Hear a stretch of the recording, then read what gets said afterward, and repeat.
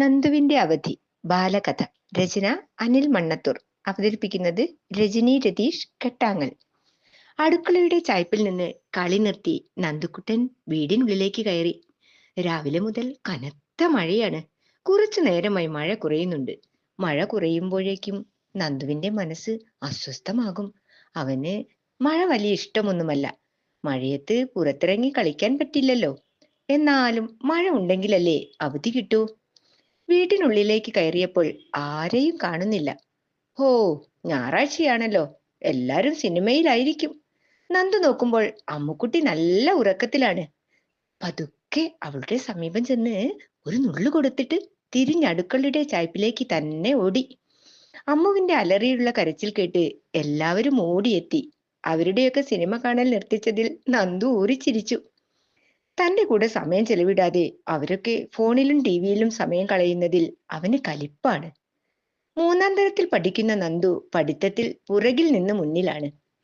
അച്ഛമ്മയും അച്ഛനും അമ്മയും അമ്മുമോളും അമ്മുമോളുടെ ആയയായ ഗീതച്ചിയുമാണ് അവന്റെ വീട്ടുകാർ.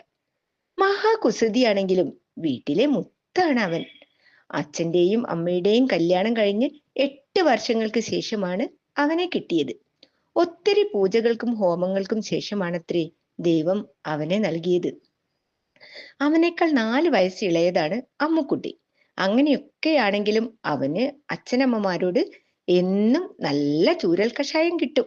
അത്രയും കുസൃതികളാണ് അവന്റെ കൈവശം. ഒരിക്കൽ ഗീതച്ചിയുടെ പുറത്ത് തൂവയില കൊണ്ട് തലോടി. പിന്നെ ഉറങ്ങിക്കിടന്നിരുന്ന അച്ഛമ്മയുടെ കാലിൽ ബ്ലേഡ് കൊണ്ട് ചിത്രം വരച്ചു. വീട്ടിലെ പൂച്ചക്കുഞ്ഞിനെ കിണറ്റിലിട്ടു.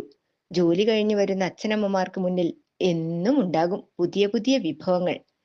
എന്നാൽ നന്ദുക്കുട്ടിനെ ശിക്ഷിക്കുന്നത് അവന്റെ അച്ഛമ്മയ്ക്കോ ഗീതച്ചിക്കോ ഒട്ടും ഇഷ്ടമായിരുന്നില്ല. ആ വീട്ടിലെ ലാളനേറിയതിന്റെ കുസൃതിയാണ് അവന്. രാത്രിയായിട്ടും അവധി തരാത്തതിന് കലക്ടറെ പ്രാഗിക്കൊണ്ടാണ് അവൻ ഉറങ്ങിയത്. രാവിലെ ഉണർന്നപ്പോൾ എവിടെയൊക്കെയോ ഉരുൾപൊട്ടൽ ഉണ്ടായെന്നും അവധിയാണെന്നും കേട്ട് അവൻ തുള്ളിച്ചാടി. അത് കേട്ട് ഗീതച്ചിയുടെ മുഖം വാടിയിരുന്നു.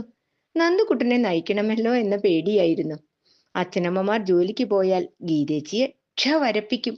ഗീതച്ചിയാവട്ടെ അവനെ കോഴിക്കുഞ്ഞിനെ കൊണ്ടു നടക്കുന്ന പോലെയാണ് കൊണ്ടു നടക്കുന്നത്. ഉച്ചവരെ കനത്ത മഴയായിരുന്നു. അവധി അവന് ബോറായി തുടങ്ങിയിരുന്നു. മഴ പതുക്കെ കുറയാൻ തുടങ്ങി. പതുക്കെ സൂര്യൻ എത്തി നോക്കാൻ തുടങ്ങി. അച്ഛമ്മ നല്ല മയക്കത്തിലാണ്. ഗീതച്ചി പുറകിലിരുന്ന് അമ്മുവിന് മാമു കൊടുക്കുകയാണ്. നന്ദു പതുക്കെ നോക്കി. ഗീതച്ചി വരാന്തയിലെ വാതിലിന്റെ കൊളുത്തിടാൻ മറന്നിട്ടുണ്ട്. അവൻ പതുക്കെ പുള്ളിക്കുട എടുത്ത് പുറത്തേക്കിറങ്ങി. നേരെ വിട്ടത് വീടിനടുത്തുള്ള കല്ലുവെട്ടുകുഴിക്കരികിലേക്കാണ്. കുഴിയിൽ നിറയെ മഞ്ഞ നിറമുള്ള കലങ്ങിയ വെള്ളം, ചെറിയ മീനുകൾ. എവിടുന്നാ ഈ മീനുകൾ വരുന്നത്? ചുറ്റും ചെറിയ പൂക്കൾ, തുമ്പ, മുക്കുറ്റി, കാക്കാപ്പൂ, തൊട്ടാവാടി. ചുറ്റും ചെറിയ പൂമ്പാറ്റകൾ. ഹായ്, നല്ല രസം. കുഞ്ഞു മനസ്സ് ആഹ്ലാദം കൊണ്ട് തുള്ളിച്ചാടി.